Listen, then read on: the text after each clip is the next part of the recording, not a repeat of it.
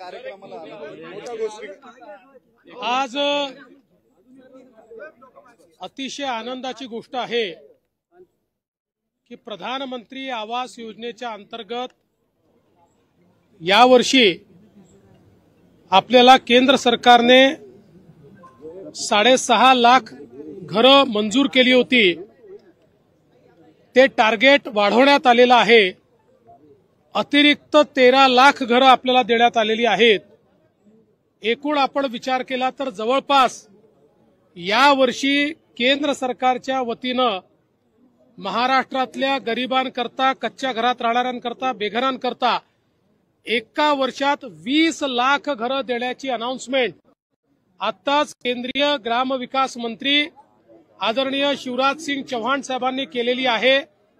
महाराष्ट्राला मोदी सरकारने दिलेली ही अत्यंत मोठी भेट आहे आणि देशाच्या इतिहासामध्ये कुठल्याच राज्याला आजपर्यंत एका दिवसात किंवा एका इतकी घरं मिळालेली नाहीत। ती 20 लाख घरं आपल्याला मिळालेली आहेत।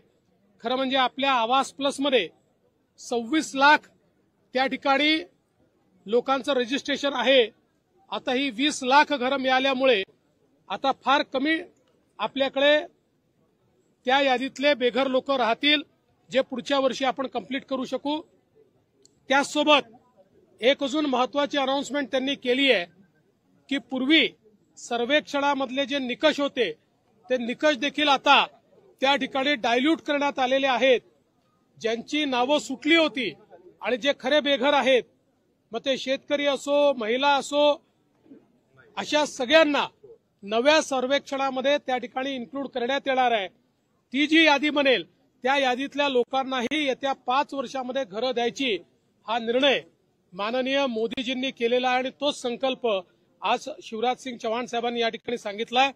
मी महाराष्ट्राच्या वतीनं माननीय देशाचे प्रधानमंत्री मोदीजी आणि केंद्रीय ग्रामविकास मंत्री शिवराज सिंग चौहानजी या दोघांचेही मनापासून आभार मानतो।